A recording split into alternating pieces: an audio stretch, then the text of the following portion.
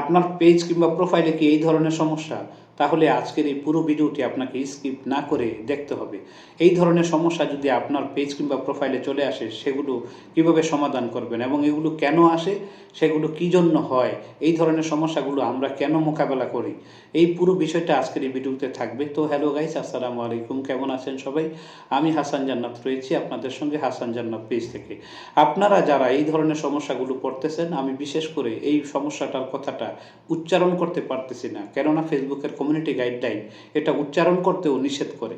তো সেই জন্য আমি স্ক্রিনশটে আপনাকে দিয়ে দিচ্ছি, আপনি সেটা পড়ে নেবেন এবং এটা আপনি দেখে নেবেন ভালো করে। এটা আপনার সমস্যা হয়তোবা হয়েছে এই মুহূর্তে কিংবা ভবিষ্যতেও হতে পারে। এগুলো থেকে যেন আপনি বাঁচতে পারেন, তো পুরো বিষয়টি আপনি আজকে মনোযোগ সহকারে দেখুন, কিংবা অন্যজনকে উপকারের উদ্দেশ্যে আপনি সেটা ছড়িয়ে দিতে পারেন কিংবা আপনার নিজের কাছেও সংরক্ষণ করতে পারেন। হাসান জান্নাত পেজে কীভাবে ভালোবাসা রাখতে হয় সেটা আপনাকে আজকে নতুন করে শিখিয়ে দিতে হবে না, কারণ আপনার ভালোবাসার মধ্য থেকে আমাকে নতুন ভিডিও তৈরি করতে উৎসাহ প্রদান করে। তো আমি মূল টপিকে চলে যাচ্ছি, সেটা হচ্ছে এই ধরনের সমস্যাগুলো যদি আপনার পেজ কিংবা প্রোফাইলে চলে আসে, প্রথম আগে পেজের বিষয়গুলো বলি।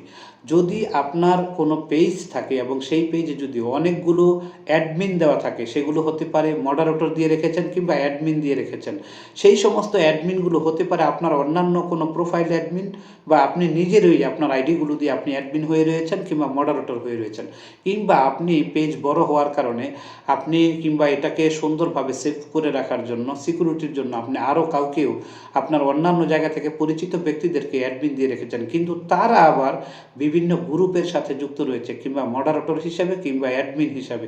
সেই সমস্ত গ্রুপগুলো রয়েছে অটো অ্যাপ্রুভাল পোস্ট করার ক্ষমতা, সেখানে অহরহ যে কোনো পোস্ট অ্যাপ্রুভ হয়ে যাচ্ছে, সেখানে কোনো অ্যাডমিন নাই, মডারেটর নাই, যে কোনো পোস্ট যে কেউ মানুষ যে কোনো ধরনের পোস্ট করতে পারে। সেই সমস্ত গ্রুপগুলোতে যদি কোনো সেক্সুয়াল কোনো পোস্ট হয়, ফেসবুকের কমিউনিটি গাইডলাইন যদি ভঙ্গ হয় এবং সেখানে যদি ফেসবুক নীতিমালা লঙ্ঘন করে এমন ধরনের পোস্ট ওই গ্রুপগুলোতে যদি অ্যাপ্রুভ হয়ে থাকে, যদিও আপনি সেই পোস্টগুলো করেন নাই, তারপরেও আপনার পেজে ওই অ্যাডমিনদের বরাত দিয়ে, ওই মডারেটরের বরাত দিয়ে আপনার এই পেজে সমস্যাগুলো চলে আসবে।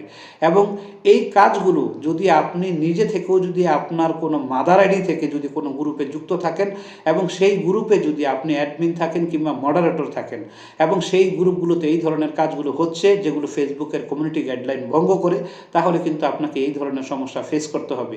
তাহলে আপনি কি করবেন? আপনাকে অবশ্যই এই ধরনের জায়গাগুলো থেকে, আপনাকে ওই ধরনের গ্রুপগুলো থেকে সতর্ক হয়ে কাজ করতে হবে। শুধু তাই না, ওইখানে অ্যাটো অ্যাপ্রুভাল পোস্ট অ্যাপ্রুভ হয় সেজন্যই সেখানে সমস্যা হবে, এবং সেখানে অন্য ধরনের যদি কোনো পোস্ট করার ক্ষমতা নাও থাকে তাহলে সমস্যা হবে না। তাহলে বিষয়টা কিন্তু এরকম না। একটা গ্রুপে বিভিন্ন ধরনের মানুষ এখানে যুক্ত হয়, বিভিন্ন ধরনের ভাবে মানুষ এখানে আসে। তারা অনেকেই ফেসবুকের কমিউনিটি গাইডলাইন সম্পর্কে বোঝে কিংবা বোঝে না। তারা বিভিন্ন রকমের জায়গা থেকে বিভিন্ন ধরনের পোস্ট অহরহভাবে করে যাচ্ছে। সেই জায়গা থেকে আপনি যদি সেখানে মডারেটর থাকেন কিংবা অ্যাডমিন থাকেন, তাহলে ওই গ্রুপের ওই মানুষগুলোর ভুলের কারণে কিংবা আপনার নিজের ভুলের কারণে কিংবা আপনার অ্যাডমিন কিংবা মডারেটরদের ভুলের কারণে আপনাকে এই সমস্যায় পড়তে হবে, এবং এই সমস্যাগুলো যদি আপনি পড়েন, আপনার মনিটাইজেশনটা বন্ধ হয়ে যাবে। তাহলে আপনাকে কি করতে হবে? একটা অভিজ্ঞ লোকের কাছে যেতে হবে এবং এটার জন্য আপনাকে একটা ম্যাটার কাছে আবেদন করতে হবে, এবং আবেদন করে আপনাকে অবশ্যই ক্ষমা প্রার্থনা করতে হবে যেন এই ভুলগুলো আপনাকে না তৈরি করতে হয়, আর ভবিষ্যতে আর আপনার জন্য এই সমস্যাগুলো আর না তৈরি করতে হয়, বা ওই সমস্যার জায়গা থেকে যেন আপনাকে আর যুক্ত না থাকতে হয়। এমন জায়গা থেকে আপনাকে বেরিয়ে আসতে হবে এবং ওই ধরনের গ্রুপ থেকে অবশ্যই আপনাকে লিভ নিতে হবে।